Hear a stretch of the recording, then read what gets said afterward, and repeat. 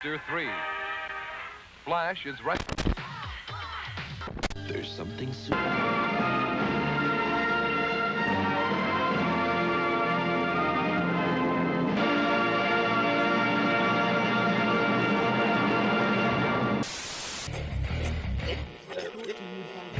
didn't say it.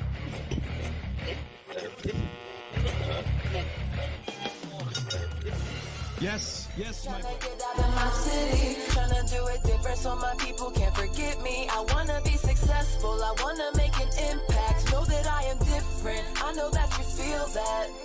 Look me in the eyes and tell me what you see.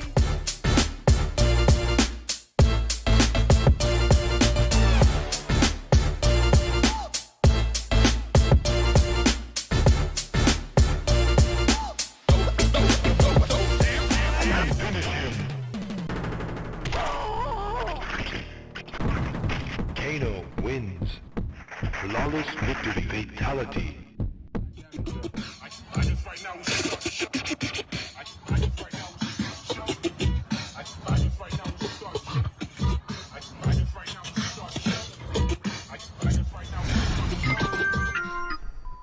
Hello, I'm Biz, And I'm Cass, and we're here to tell you about So High, the 420 show. where we educate and advocate for the cannabis culture right here on Venue Media. We are available on all major digital show outlets, Spotify, Apple, YouTube, and SoundCloud. And you can catch us on Instagram at The So High Show.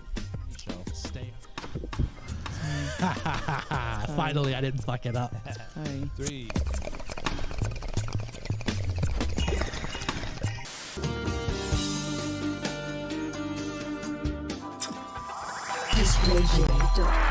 Trade show displays, step and repeat backdrops, pull-up banner stands, table throws, all your large printing needs. Call Display J at 301-378-9363. Facebook, Twitter, and Instagram. DisplayJ.com.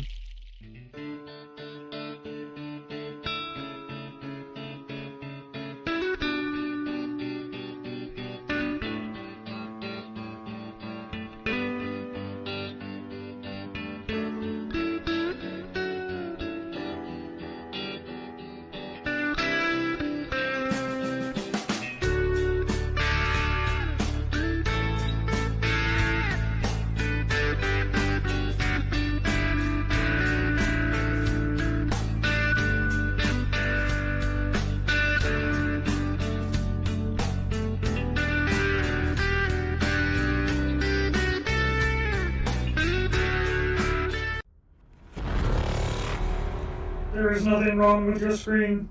Do not attempt to adjust the picture. We are controlling transmission. If we wish to make it weirder, we will up the strange.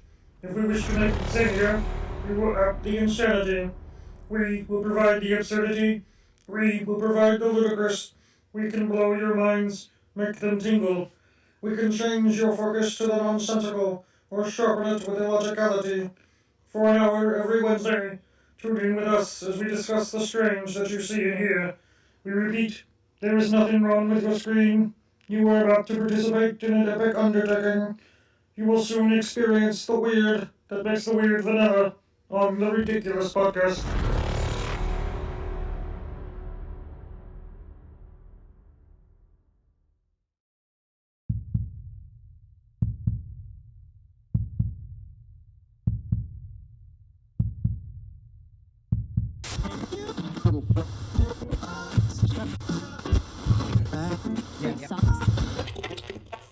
This is the Podcast Pit, brought to you by Venue Media.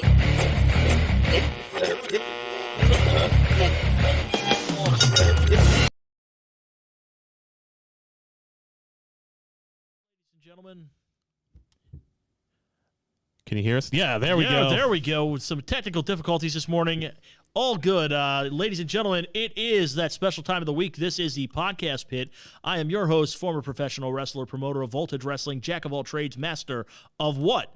I do not know. Mike Raddick. I am alongside my broadcast partner, Rennis, the Menace, Carbaugh. How you doing, Rennis? Hey, way better now that it's Saturday. Had a rough week, but now I'm glad to be in here talking some wrestling. Big week happening this week. Lots to talk about. Absolutely. Lots to talk about this week. Of course, the explosions or lack thereof, that rocked the wrestling world this week. Also, debuts, rumors, innuendo.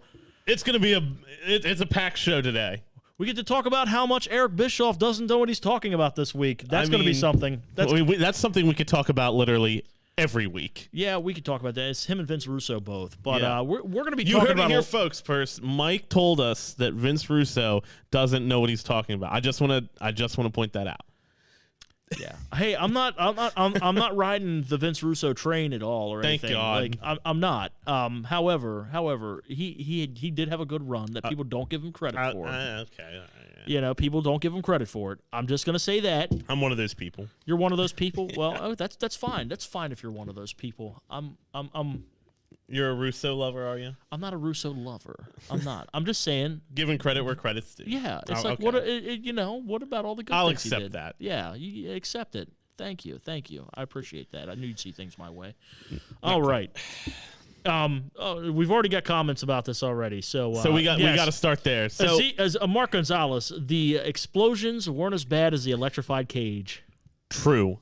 So, okay, let's talk about Revolution. Let's and then we'll talk about that ending. So, Please, let's Revolution, I thought it was a good pay-per-view. It was an okay pay-per-view. I enjoyed it. It was an okay pay-per-view. That ending again, and I'm going to say this, it's unfortunate that ending happened.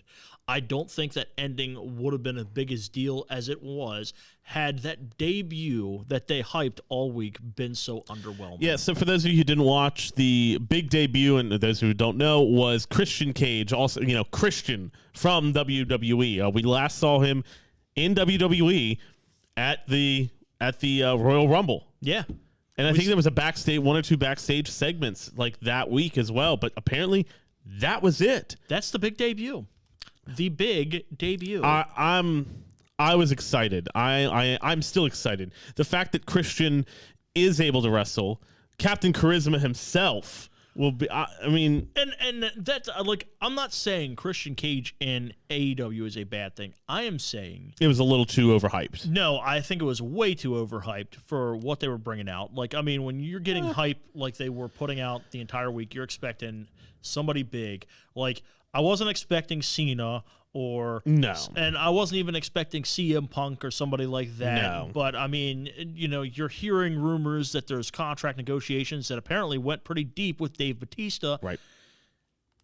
Dave Bautista there would have been interesting. Brock Lesnar. Yeah, that was the big rumor. Was it was going to be Brock? Yeah, that was, and there was stuff happening behind the scenes and stuff that made it sound like it was going to be Brock. Yeah, and I'm sorry, seeing Christian Cage come out, him being put in that position, number one, was just a bad situation right off of the bat. Sure. I think had they not hyped anything and he had showed up as a surprise, would have been a little bit different. Yeah. But having that on top of having that cage malfunction. It's also a marketing. I mean, it was marketing. No, I get that. It was to get people to tune in, and I think it worked. It was the highest wrestling pay-per-view buy rate since WWE's in 1999. 1999. Yeah. Wow. Yeah. So it was a financial success. There we go. I really enjoyed it. We've got the Kenny. Here's the thing about the Kenny and the Moxley match. It was a good match. Yeah. Those guys, and they used, from what I understand, they used real barbed wire, not gimmicked barbed wire. Typically they used gimmicked barbed wire. Yeah. For the most, yeah. But yeah, they went. They were wearing wearing the crimson masks. They were, it was. Had it not been for that finish, that match was actually pretty enjoyable to watch. I'm not going to lie. Yeah. So, with that ending comes, the news about what happened. So, Kenny Omega came out this week and said, news came out that he was pissed. Yeah. Rightly so. Because you've got these guys putting their bodies on the line, performing, and then that happens. And then you've got, immediately after, you had Jon Moxley cutting a promo to help salvage it. And then on Wednesday's Dynamite, you had Eddie Kingston and Jon Moxley. Trying to salvage that. I don't think there was no try about it. Oh, they were desperately trying to get that done. But they did it. Yeah. There is no try. There is only do, Mike, and they did. Okay. And here's the thing. Here was the crazy thing about it. Whereas, most people have been like, I'm not watching Dynamite now. All I wanted to see on Dynamite was like, okay, how do they spin this? Yeah, how they follow it How up. do they do this? And people are like, oh, I saw a tweet from a couple people like, oh, no one better ever make fun of WWE's endings now. I was like, oh, I will. This was still nowhere near as bad as that TNA electrified cage. It was still nowhere near as angering and upsetting as Hell in a Cell 2019, where Seth Rollins got disqualified in a Hell in a Cell for hitting the Fiend. People were no good after that. with a hammer. People were no good after that. I mean, you talk about angry people at a venue. Those people were pissed. Typically, after a WWE event, it clears out pretty quick. No. Those people stuck around. They stuck around. And they chanted for a long time. You ever hear about that Royal Rumble in Philly? This was 2015. I think the next night Raw got canceled because of a snowstorm. Right. There were people out back when Roman Reigns won the Royal Rumble that were like literally shaking the wrestlers' cars as they were going out because they were like, get back in there and fix that. Yeah. Like, that's... you don't get heat like that. And so apparently, from what it turns out, so in order to do the explosions and stuff, they had to bring in a third party. Safety, regulation, blah blah blah blah blah. This isn't FMW in Japan. It's just not. And and Tony Khan did kind of lead to this. He's like, "What did you want me? What?" There's only one. Yeah, it was not good, but there was also only so much we could do.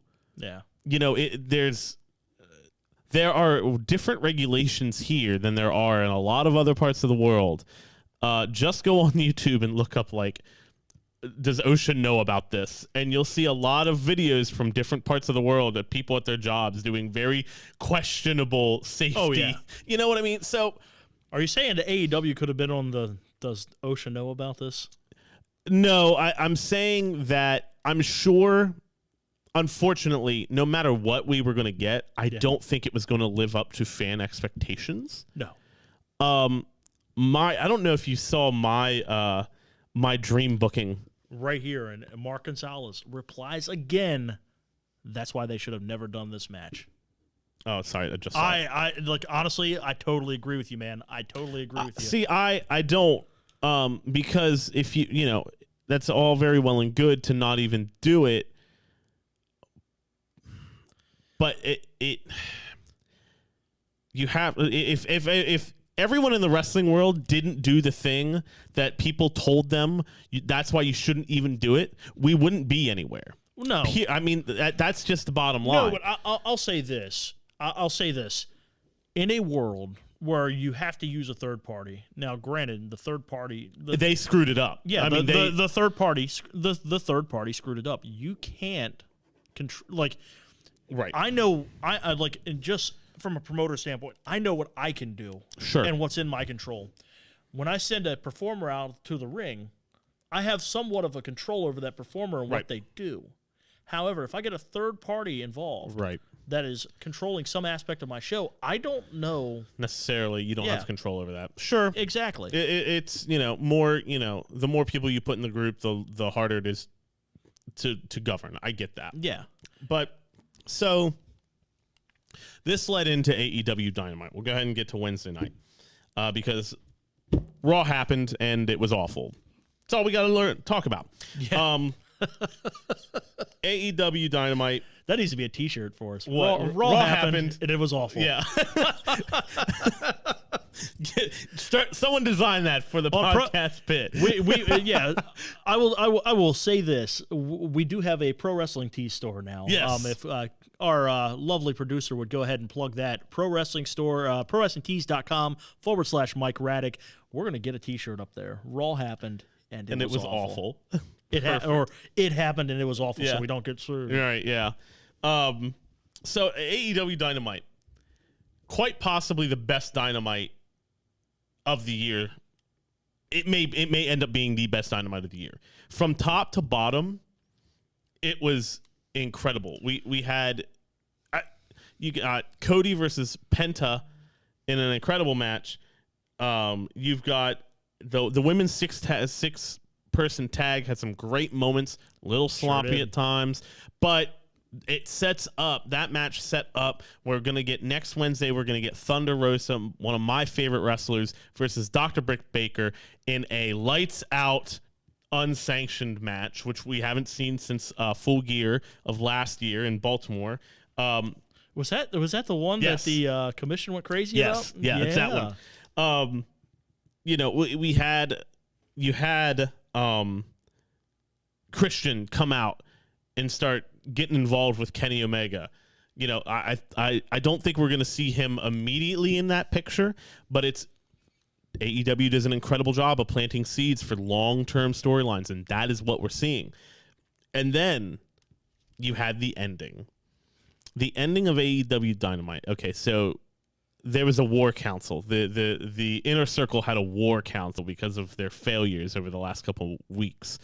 And they're having this war council, and Sammy Guevara comes out and he's got footage. The old I got footage tech, Oh yeah.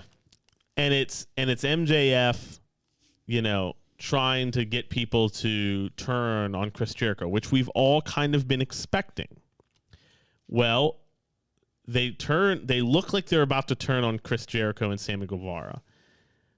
And then they all turn around and looked at MJF and started closing in on him. And didn't see that coming, because for months we've been thinking, MJF is going to take over the Inner Circle. MJF is going to take over the Inner Circle. But wait, there's more.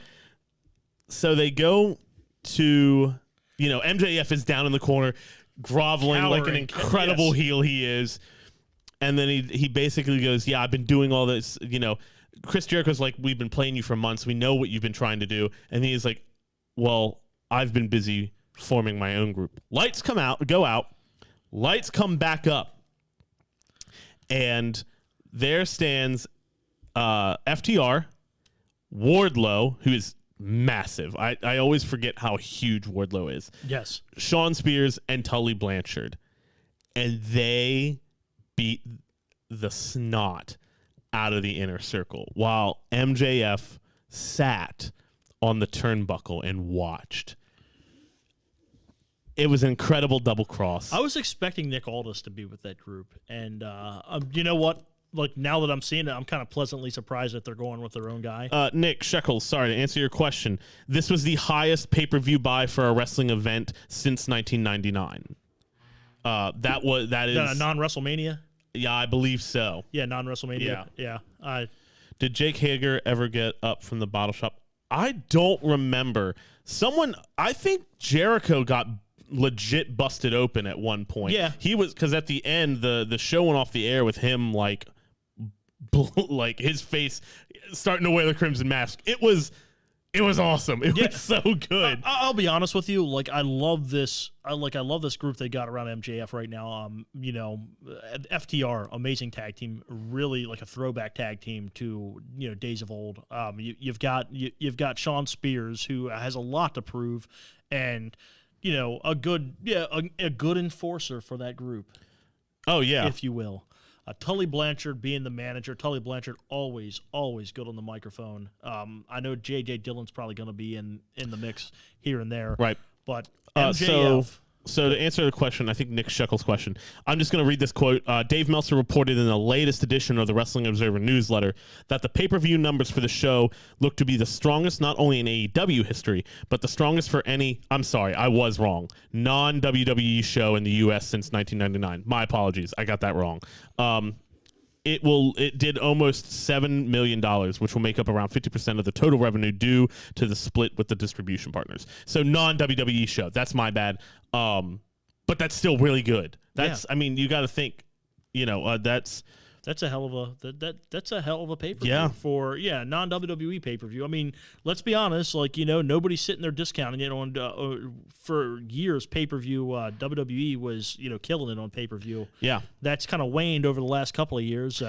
UFC's kind of king now, but right, and those are well. And the problem with UFC now is you have to get it off ESPN Plus, and ESPN Plus is a garbage platform. Yeah, no one can ever it just doesn't work well. Which is crazy because it's the same people that run Disney Plus, and yeah.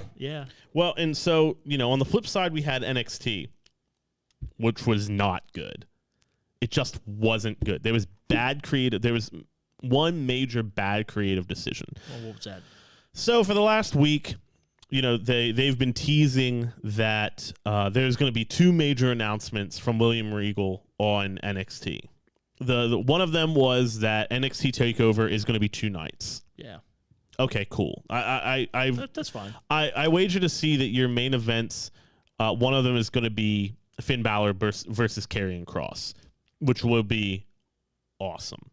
And then one of the worst creative decisions happened that they've done in NXT in a long time.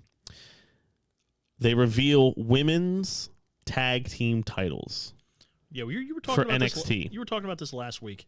And then they just give them to Raquel and Dakota Kai as if they were some sort of consolation prize, which ticked me off.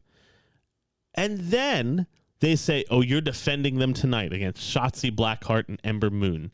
And they lost! 56 minutes was the reign of the first ever NXT Women's Tag Team Champions. I'm not even surprised because they like to troll the internet. A team that almost beat Nia Jax and Shayna Baszler, but there was some horse play that ended up losing the match. So now we have even more belts, and now you make the NXT roster look even lower than what you've tried to make them. I mean, Vince is just burying them at this point. It is embarrassing that your best product is being treated this way. The women, there is already too many titles. I'm going to go back to the comments here too. We got Mark Gonzalez in here. WWE titles haven't meant really anything since 2008. I'm going to go a little bit later. I'll say probably like late 2012. Yeah, I'd say in the last 10 years. Yeah, the last 6 years especially. Yeah. It's just like it's that old Vince Russo always said this, that the title's just a prop. And right. It's not treated as it's special. Yep. Like, I really think the women's tag team titles, the WWE women's tag team titles should have just been defended in NXT a little bit more until you cultivate. I think it should be one of those titles that whoever holds those titles, even if it's someone on NXT, can go wherever they want because there's only one of them. Now there are two. Now we're not going to need to see those WWE stars on NXT. Like the reasoning behind this, there's no reason. Exactly, it is infuriating. And am I glad that Shotzi Blackheart and Ember Moon won? Yes, I think they are a great tag team. I love Shotzi Blackheart. She's an incredible talent. But why not just have them win the Dusty Classic then? You just had a women's tag tournament to crown a winner of the Dusty Tag Classic, Women's Tag Classic, and then you give those people a title shot at the WWE Women's Tag Team. They almost win. They get screwed over. They're given a consolation prize just to lose it in less than an hour.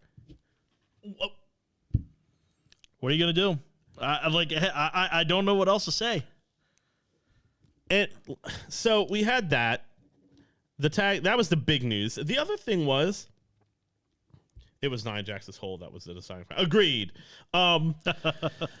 They also ended with a good match. It was Finn Balor versus Adam Cole, which, Kyle and I were talking before the show. Finn Balor doesn't do bad matches. No, he doesn't. He doesn't do bad. So it was a good match. But the thing was, I legitimately forgot that this match was happening or had happened because of the ending of AEW Dynamite. I legit forgot until I was checking Twitter after I got off of work, and I saw, oh crap, there was an actual NXT. Oh, that last comment. Oh, hold on. I got to read it all. I'm sorry. I'm reading the comments in the chat. Oh, yeah. Oh, that's yeah. They're making money. Why do they care? Yeah. Expose things for you. No, yeah, right. Oh, yeah. Depending on what you mean by that, I Yeah. agree. I think Punk's reign exposed how much bullshit the titles are nowadays. I really do. That was kind of the opening. So, this is a great segue. Thank you, Mark, for your segue. Talking about internet and TV deals. Internet and TV deals. Did you see the news about Peacock? No, I haven't. There's been several things. I think if I read it correctly, I didn't write this down, but it just popped in my head. I read something earlier this week that it's rumored that Peacock lost like $400 million last year alone. Well, that was a big thing that was coming out. And for those who don't remember, a couple of weeks ago, I brought this thing up about Peacock, about how they are they're looking to obtain content and obtain viewers from different content services. Hence the deal with the WWE Network. There's a lot of people out there that think they bought the WWE Network. No, the WWE Network still exists. Like there's people that worked for the WWE that thought that WWE Network got bought, and that's not the case. They're basically leasing the content out to Peacock Network and letting Peacock Network basically manage their users for that particular platform. Right. That's basically all it is. And so what's happening here? I believe I want to say it's tomorrow that that WWE takes over the Peacock takes over WWE, and like I think it's April 3rd or 4th that the network ceases to be. Yeah. Here's the crazy thing: if you have the WWE Network, you need to cancel it, and you're gonna have to manually go and subscribe to the Peacock. It's not gonna carry over. So that's just, hey, if you have the WWE Network, you're gonna have to go get Peacock. It's not gonna just manually carry over. But so they came out this week and they said most of the archives won't be available until the summer. And even then, it may not all be available. They have to migrate all that content. So they weren't doing that this entire month? No. Also, you won't be able to there'll be no match markers in the if you want to watch a certain match. I was like, "Oh, I know it's this day on this time." You have to watch the whole thing or scroll through the whole thing. And the search feature is going to be even worse. You will not be able to look stuff up by match or by wrestler. This is gonna go over like a fart in church. Yeah, it's gonna be absolutely horrific. Now, hey, I understand the deal. Making that kind of money off of sure, yeah, especially a streaming deal is unprecedented. Yeah. However, I mean, Peacock is not going to work until, and I said this a couple weeks ago, unless they merge with somebody that's a little bit bigger than them. It's going to have to be a Viacom streaming service, maybe a Disney streaming service, or, which is kind of scary for the wrestling fan in us, or Warner Media. Right, which is the owner of TNT, which has AEW in it. Most people argue that the house show business is dead, not realizing that because the company's called Oh yeah, I'll totally agree with that. I don't understand for the life of me how they don't make money on their house shows. Yeah, except for the fact that they're just horribly put together and they're horribly promoted. And I like the house shows. Yeah, the non-televised house shows that WWE did. I'll say this: I worked for people that toured up and down the East Coast that made money hand over fist every weekend doing those style of live events. Now, granted, they didn't have the lighting rigs and stuff to carry in. I know, like, lighting those shows and bringing LED boards and bringing in operators to do that'll eat up some money. However, they're house shows. You don't need all of that. You just need good product and a good interactive experience. Yes. Autograph signings.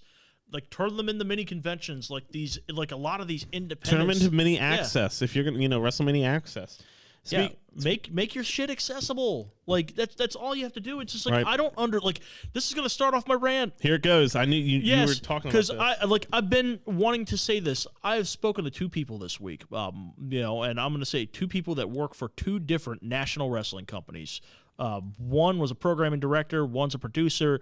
But hearing after this AEW pay-per-view this week and listening to people that are on top of the wrestling business argue about why this pay-per-view sucked and, it's nonsensical. Oh, you can't control the guys on top over there at AEW. That's why they're not here. That's why they're not there.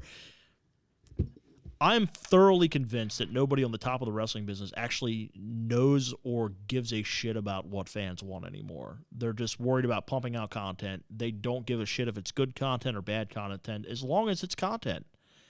Oh, somebody's got a Coliseum. We got a Coliseum clamshell collection here. Ooh. Oh, there we go. Yeah. Let's go back to those days. But no, back to my rant here. I am thoroughly convinced that people on top of the wrestling business don't understand what a wrestling fan wants. I don't watch WWE anymore. I've been very outspoken about that. I don't watch it. I refuse to watch it because honestly, it's insulting to my intelligence. And they overproduce everything. Everything is overexplained time and time again. I am so tired of having I remember during that Women's Evolution run, you had it was like they were required every 28 seconds to say Women's Evolution. We were going to forget the name or something. Yeah. Just small stuff like that. The wonky ass camera angles where you're practically having a seizure by the end of the damn show. Right. I'm sorry. I mean, that's happening more and more yes, today as well. It's just it's overproduced, it's overexplained, and I'm over it. Yeah. I mean that's from a production standpoint, sure. Do they have all the money in the world? Yeah. And does it look good? Like physically look good? Yes. Yeah. But the editing and the camera cuts are horrific. Every time someone gets hit, it's a different camera happening. People how can anyone think that that's good? Yeah, it just makes me want to turn the channel. Right. Not to mention, you have other wrestling products. You have Impact. Impact, a lot better than what it was. Right. I'm still waiting for that moment. Kenny Omega got me watching again, so I will say they finally got me to tune in after years. Sure. With that angle they were doing with Don Callis. I personally still think Don Callis plays a heel on television better than a lot of most guys on television, not named MJF. Right. And I think he comes across as a slimy, skeezy son of a bitch, and I love it. Oh, it's so good. Still, Impact, have they done something to get the masses over there? Not so much yet. That's okay, because they're constantly improving. AEW, on the other hand, and I'm not sitting here. I'm not even going to put them over crazy this week because honestly, that pay-per-view, it left a lot to be desired. It was a good pay-per-view, but for what you did to hype it, I'm sorry, it didn't hit the mark. I disagree, but that's okay. That's why we're here. Yeah, Robert Fox, Lucha Underground. Lucha Underground was better produced than pretty much every wrestling show on television today, and somebody can disagree with me. Don't care. I'll debate you all day on that. And I totally, Yeah. So, you were talking about Impact, TNA Impact. My dad mentioned here, Brian Carwell, Big Daddy C in the chat, TNA house shows in Morgantown were great. Yeah. He would come up, when I was in college, he would come up, the TNAs in Hagerstown were good. Yeah. As far as house shows goes. But, back to my original point, people were sitting there shitting on AEW. Oh, they don't do this right. They don't do that right. 95% of the stuff that the inside wrestling people think that they don't do right, not a single wrestling fan wouldn't even notice. Right. You can sit there and crap on, hey, maybe the matches aren't as tight as you would like them to be. Maybe they don't do a good job. There's some times where they don't do a good job of following up on storylines, but their main storylines are easy to understand, and I don't have to have it I don't have to be beat over the head with it every week. Right. I like that. Yeah. Yeah, I like not having not being beat over the head with shit I'm going to forget it week after week. Right. So that's just me. Yeah. So, moving on, we were talking about a couple people in the chat. Impact, it is getting better and stuff. Well, Yeah. tonight they actually have a pay-per-view. Tonight is Sacrifice tonight. Sacrifice, the one that Scott Steiner was talking about. That three-way yes. of Sacrifice. But there's two really big matches I'm excited for. You've got the Good Brothers, Carl Anderson and Luke Gallows, versus FinJuice, David Finlay and Juice Robinson of New Japan Pro Wrestling for the Impact Tag titles. Once again, cross-promotion. The most interesting one for me, I think, though, is Rich Swann versus Moose to unify the Impact World Championship and the TNA World Heavyweight Championship. The winner of this match at Rebellion will face Kenny Omega for a title versus title match. Oh. We're starting to get closer and closer to the unification that I've been kind of like, Yeah. hey, we've all seen coming since this whole partnership started. Right. So this leads me into another, AEW Impact thing. So one of the things that Jon Moxley and Eddie Kingston joked about was like Impact probably paid for the bomb. Yeah. Like there's this like shitting on Impact that AEW is doing. I can't wait till one day at the end of AEW, they turn the camera to the stage, and there is almost the entire Impact roster. Oh yeah, it's building up. It's coming, and it's going to be glorious. Yeah, it's gonna be awesome. I can't wait for the women's division on both to start, wrestling each other. I want to see Jordan Grace versus Thunder Rosa. I want to see Britt Baker versus Deonna Purrazzo. I want to see those matches. I want to see ODB versus Nyla Rose. Yeah, can you imagine getting Jordan Grace in there? With some of the talent they have there on AEW. Yeah. Jordan Grace and Britt Baker, that'd be a good one. Yes. Jordan Grace and Nyla Rose. Yeah. That's going to be a really good, hard-hitting matchup. I'd like the possibilities are endless. Yeah. The Kenny Omega thing, unifying the titles is just a good move for everyone involved. I don't think he's going to unify the AEW and Impact title because he's going with this whole belt collector gimmick right now. Remember, he's also the AAA champion down in Mexico. Like, yeah, he has two belts. This will be a third one, and I think that'll be there'll be a couple weeks where I think I'm he's going to beat Rich Swann. I think he's going to end up being the Impact champion, and I think that's what's going to lead over the weeks after Rebellion for Impact is finally going to get fed up with it. We want our belt back. We're tired of you coming in here and taking our crap. We're coming in there and we're gonna start taking your belt. Like it's gonna explode, and it's gonna be great. It's gonna be money. It is. It's gonna be absolutely incredible. Absolutely. So, and go ahead. Look, I'm looking down the line. Like, I mean, how far could you take it? I mean, we've got NWA with this Fight TV deal now. Right. They're going to need to get some eyes and ears on their promotion after a year hiatus. I mean, what's to say Kenny Omega doesn't go and win the NWA championship? If Kenny Omega, dude, Jim Cornette will literally die. Yeah. He will have an aneurysm and he will die. I mean, there's no way. I mean, I can't wait till if and when that happens to listen to his show the next day. Oh, I mean, he will. It'll be insane. He will lose his mind, and it will be incredible. Yes, and Mark Gonzalez again chiming in, and good point. Give us some good enough promos, and they can sell that easy. Yep. Abso-freaking-lutely. Yep. Abso-freaking-lutely. That is what is missing from wrestling today is really good trash talk. Yeah. Yeah. Eddie Kingston's one that can make it come across real. Jon Moxley, does it, but MJF's another course, one. I'll be honest. I think the best trash talker in wrestling, or the most underrated, Tama Tonga. Oh yeah. Yeah. Yeah. I think Tama Tonga is incredible. Jay White is starting to really. Yeah, no, but Tama Tonga, like he when he trash talks or does an interview, you get there's like a rawness to it that kind of comes across on television. Right. I like it. It's like an NFL player talking trash, which I love. So Mike Fox put no, that's bad. No Omega and NWA.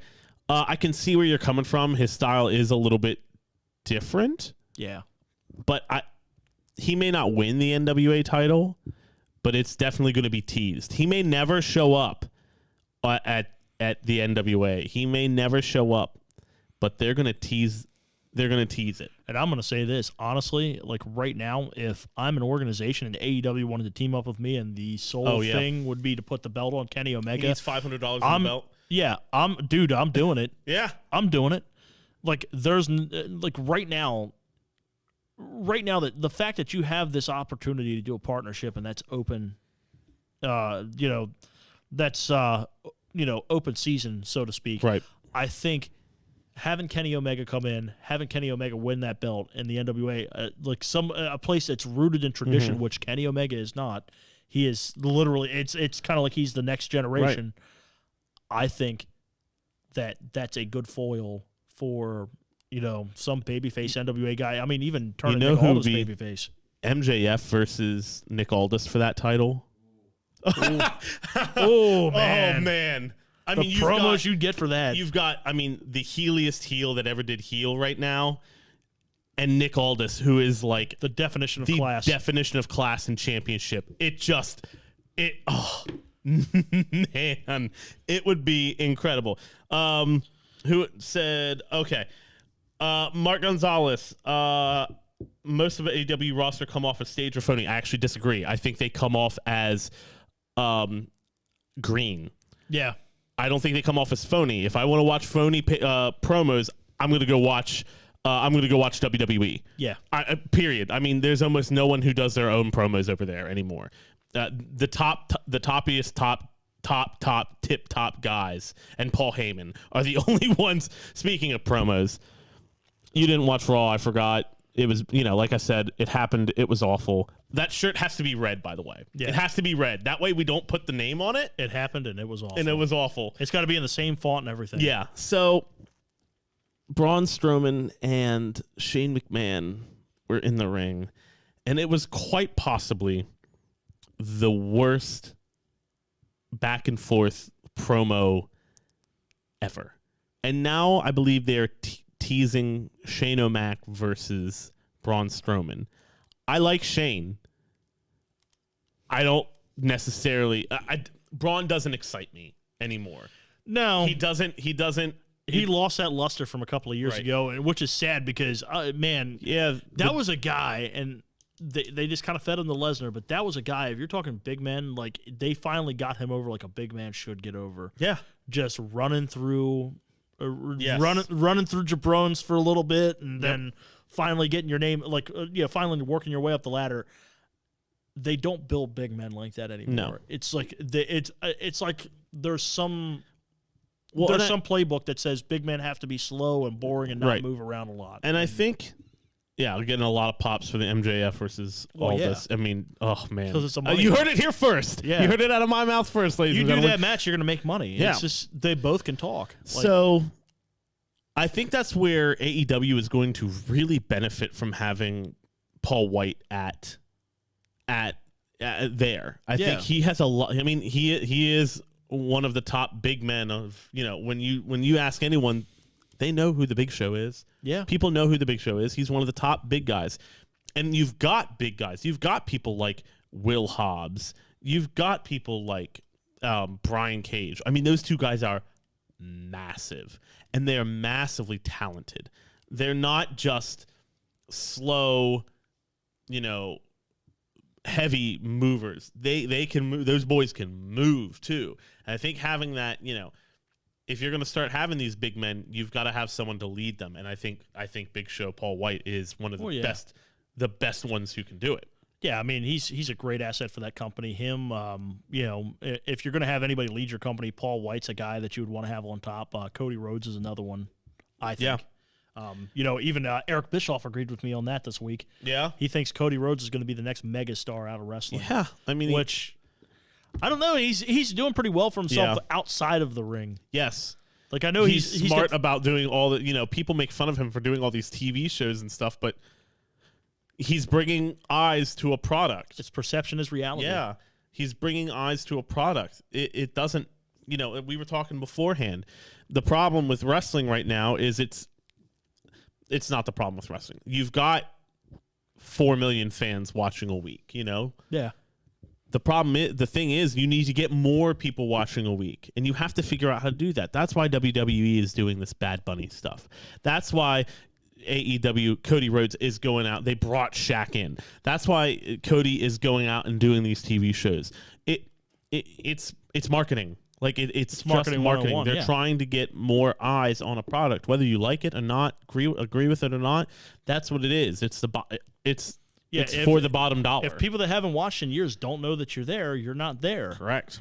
And there's also, after a while, that shakes off that perception. Like Cody Rhodes, I mean, obviously people remember from WWE, but during that Shaq match this week, there was people commenting on some of the posts like, "Oh, Cody Rhodes, he still wrestles." Yeah. People don't remember that he was in his early 20s when he was in WWE, Right. and he's just starting to hit his prime now. So when you have a situation like that, you have to get back out there and show that, hey, I'm still here, and I'm better than I was when you saw me 10 years ago. Right. Like that has to happen. It has to happen more often than not, or you're never going to shake that perception. Speaking of people that we forget that work for WWE and other companies and such, mostly WWE, 2 things this week that I found quite interesting. The first one just kind of came out over the last 24 hours is Andrade has asked for his WWE release. Yeah, I saw that. And he was denied. It was denied. Wow. Which is unfortunate because Andrade is one of the... I mean, he is incredibly talented. He's got charisma. Did you hear the stuff about Aleister Black this week? Maybe? That apparently Vince is just going to keep him on the shelf for 3 years. Yeah. That's... yeah. Yeah, I know. Our producer back here is like throwing up his hands at that, and I mean, I'm gonna sit here and say this. Both of those guys are. Yeah, they're very talented. I don't know the circumstances behind that last one. I've heard that's just a rumor at this point. I mean, he could pop back up on TV, but in a month or two. You hear a story it seems like every other month we hear a story about Vince wanting the new Latin sensation. They don't the new Eddie Guerrero, the next Rey Mysterio. Andrade is that for him. He 100% could be that. But do you want to know maybe why find the next good writer rather than finding like instead of hiring the writer from Ridiculousness, which they did this week, by the way. WWE hired the lead writer for Ridiculousness. That show needs a writer. Seriously? 100%. There's people that write that. There's 100%. This is a real thing that happened this week. Dude, there's been times where I've came in here, I don't put this out. There's times I've come in here hungover and still put together a better show than Ridiculousness. Yes. That happened a couple of weeks ago. Look at that. Better drunk than you are sober. No. And then the woman who is in charge of writing the Otis Mandy storyline quit. She's gone. One of the storylines that a lot of people were invested in and interested in. I wasn't a fan, but there was a lot of people interested in that storyline. You want Damian Sandow back. He's in NWA. He is a on-screen wrestler for NWA Power. Incredible there. But I like... And the problem is, and I'm probably going to ruffle some feathers with this, and I'm okay with that. I've never been, adverse to that. You've got people like Aleister Black and Andrade. I almost called him his full name, Andrade Cien Almas, because I remember those names because I hate the one name bullshit that they do at WWE.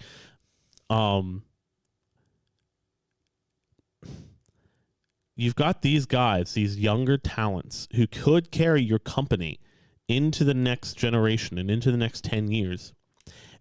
And you're giving a title shot at WrestleMania to Edge. Someone who hasn't been in a WWE ring in probably a decade.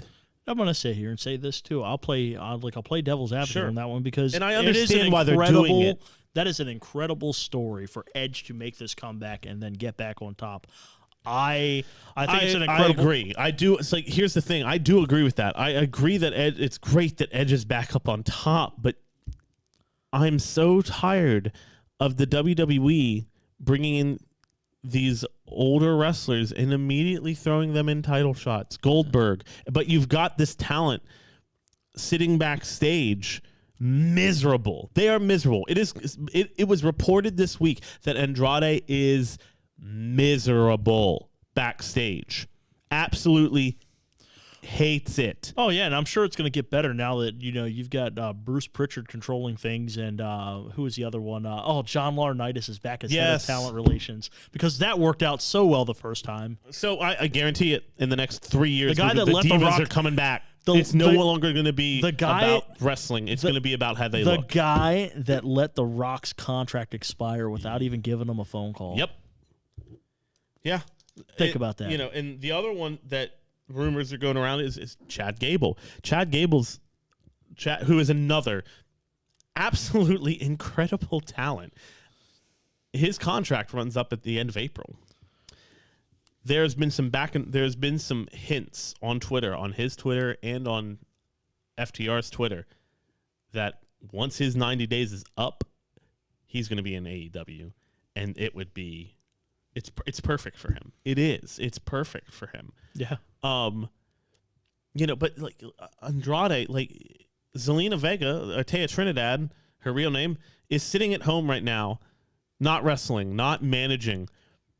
And she's happy with it. She's making a crap ton of money off of Twitch, which is great for her.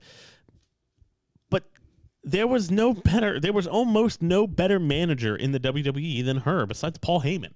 Yeah. She was an incredible mouthpiece with him, with Andrade. If Andrade would leave and you'd put those two on AEW, on Dynamite, hell, take them down to AAA Wrestling in Mexico and put them down there. Put them on Impact. I don't care. Yep. Just put them somewhere because they are so good at what they do. And what people don't give Zelina Vega enough credit for is she's also an incredible wrestler and a tough chick. Because she's married to Aleister Black, who is one of the scariest people in the world. Jim Zuna said this here. If somebody's contract expires, he could be at AEW next week, which is true. Yeah. It's true. Absolutely 100% true. I think it's going to get real interesting after WrestleMania because typically, we've talked about this, there's a big let go. Yeah. Usually around a week after WrestleMania, end of April. I don't know if that's going to happen as big this year. Usually they let a lot of people. There's a round of firings, or non-extensions or anything like that, or contracts running out. I don't think we're going to see that as much this year because those people now actually have places that they can go to work. Yeah. Well, maybe you will. Honestly, I think we'll see it to some extent, but not as large you're as gonna see years past. You'll see the let goes, and you'll see some new pickups. Going down to the Performance Center. Like I know. There are some people around here that may be snatched up. Right. I hope we get to see them stay a while around here, but at the same time, I'll be very happy if they do get snatched up. However, that's an every year thing. That's an every year thing with talent cuts after WrestleMania. The most exciting Raw is typically the Raw after WrestleMania. Typically. Yeah. Now, who knows? This year it might not be. Speaking of WrestleMania. They're looking to put 45,000 fans per night in the arena. Yeah, that's about right. Good. Yeah. I'll say that I am a fan of that. Keep them socially distanced, but Mike Fox agreed. They won't let Andrade go because of Charlotte, and that's exactly why. No, that's exactly why. No, as far as the capacity limits on arenas, I mean, we're at a point where the vaccines are being distributed. Good. Keep them socially distanced.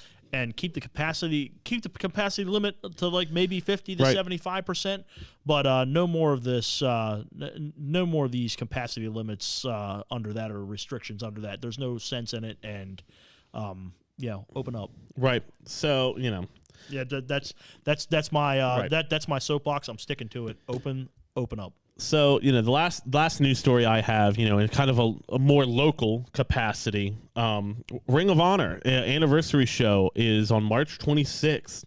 Guys, they've only announced a couple matches, two of the big ones. I mean, you're going to have Roosh versus Jay Lethal for the Ring of Honor World Championship. And then you have EC3 versus Jay Briscoe in a grudge match. Like, those are going to be two really good matches. Ring of Honor, guys, I can't put Ring of Honor over enough on this show. Yeah. I mean, they run usually out of Baltimore is kind of their home base. Yeah. For wrestling. Incredible wrestling. You're going to see great wrestling. You're going to see the stars of tomorrow there. I mean, you've got people like Mike and Maria Kanellis Bennett down there. You've got Jay Lethal, EC3, Roosh. You've got John Gresham. It is incredible talent in that place. And you see a lot of the people you see, like we said last week, we say this every week almost, a lot of the people you see on TV and have seen on TV got their start in Ring of Honor. Yeah, Ring of Honor is a training ground for a lot of guys. You look at your guys like your CM Punks, your Daniel Bryan, your Chris Daniel Hero, Bryan. AJ Styles. All of them cut their teeth and learn their Samoa craft, or hone Joe. their craft. I mean, and the names they brought in, and the Ring of Honor, the G1 Supercard that Ring of Honor did with New Japan was awesome. Yeah, it was such a good card. And this is, this is a company that I hate to say it, this was the launching pad for what became AEW. Right. A lot of those guys, Ring of Honor has produced more stars. Mm-hmm. It's safe to say Ring of Honor has produced more stars than any other organization, not named WWE. Yeah. Yeah. It's true. It's 100% true. It's 100% true. But speaking of local, local wrestling, I said it. I said it last week on here. We even said it on the Voltage Wrestling page that this week on the show we would announce the location of the debut of Voltage Wrestling.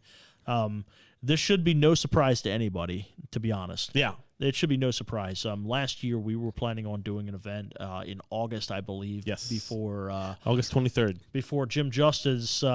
Shut her down. Yeah, he shut her down for not following the effing guidelines. Yep. But hey, we're back, and on June 5th, I should say, on June 5th, Voltage Wrestling will be coming to you live from O'Connell's Irish Pub in Martinsburg, West Virginia. This is going to be the debut, an outdoor event. It is going to be an outdoor event. We have an area 800 capacity. Obviously, with the restrictions, we're gonna follow those guidelines. Yeah, we're gonna still continue to follow guidelines. We're working on what all that means, and absolutely, and it's gonna change in 2 weeks. That's the guidelines are likely going to change. Yeah, but regardless, there's going to be a wrestling event live for everyone in attendance. We may even announce a streaming option for said event. For those who are not looking to come outside, understandable. You do you. However, we're going to have an option for everybody to enjoy this event. It is going to be a great event. There is going to be major announcements coming up over the next several weeks leading up to the event. And you'll start to see some more of us here and there, not just here on the podcast pit, but on the official Voltage Wrestling Facebook page. Big things. Big things coming. But before we go, we got to pay the bills. We do. We didn't pay the bills at the beginning of the show like we've been doing. We came in kind of hot today. Yeah, we were coming in guns hot today. So, ladies and gentlemen, this show, as always, brought to you by the good folks at the Liquor Locker on Dual Highway in Hagerstown. Literally some of the best whiskey and bourbon selection in town, in the region, I'll say. I know they were, there's always some giveaways. Like they were giving away that Pappy Van Winkle a couple of months back. Which I didn't win. I was so mad. You were talking about the pink. They have the Pink Whitney. They've got the Pink Whitney hockey sticks, which is like one of the hottest drinks on the internet right now. Absolutely. They've got an incredible selection of wine, liquor, beer. The people there are extremely helpful whenever I've gone in. They've got a humidor room for those cigar smokers out there. And, they have, for those of you who don't want to go in store, maybe you're at work and you don't have time to go in the store, but Curbside pickup. Curbside pickup. You can Online order ordering. online and pick it up at a specified time. They make it easy for you. And they got a great staff over there, a great selection, especially if you're into the local brews. I know Cushwa's got their beers over there. Antietam Brewery's got their beers over there. Lots of great local breweries at the Liquor Locker, Hagerstown. Also, we are brought to you by the good folks at Display J. All these backdrops, all the signage that you see here on the podcast pit, the Hub Show, everything coming out of this room. Yep. Is Ladies brought and to you by Display J. J. And here's the deal, guys. We've already said it. Wrestling's coming back. Wrestling is coming back. So if you need your gimmick table to be a cut above the rest, the pristine gimmick table, if you will. You could while we are the I-81, we're the Rolls Royce. We're the Rolls Royce of podcast. But if you want the Rolls Royce of gimmick tables, wrestlers, DisplayJ.com. You've got a guy in DisplayJ.com. Well, ladies and gentlemen, that may be about it for us this week. That does it. Man, we got 3 minutes left. We are killing it today. And for all of us here at the podcast pit, my name is Mike Raddick. This is Rennis Carball. Give it up for our producer, coming in with the clutch performance here today, Kyle Reyes of Kyle Reyes Comics. And I think I pronounced who also has his own. Yeah, he's got his own podcast. He's got his own podcast. We got 3 minutes to fill. We can fill it. Why not? Plug our producer, man. His podcast is ridiculous. That's the name of the podcast. That's the name of it. Ridiculous. If you love B cinema, ladies and gentlemen, we just did a review on the Velocipaster this week. Have you ever seen that movie? If not, you damn sure should. And this week, he's doing a review on Kung Fury this week. Yep, Kung Fury. He's going to do a review. He's going to talk about it. Yeah. I cannot remember who his guest is, but he's if you see the movie, it's ridiculous. Oh, yeah. it's freaking ridiculous. So if that sounds like something that's up your alley, Wednesday night, I believe is it 7?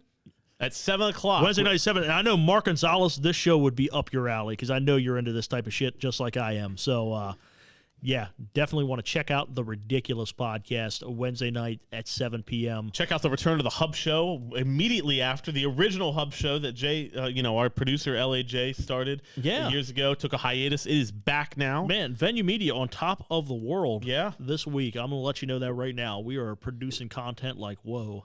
So, throwing back there. But we're going to go ahead and get this outro going, Kyle. Ladies and gentlemen, for Mike Raddick, for Rennis Carball, I am Mike Raddick, and we will see you next week, same podcast time, same podcast channel. This is the Podcast Pit, brought to you by Ben Media.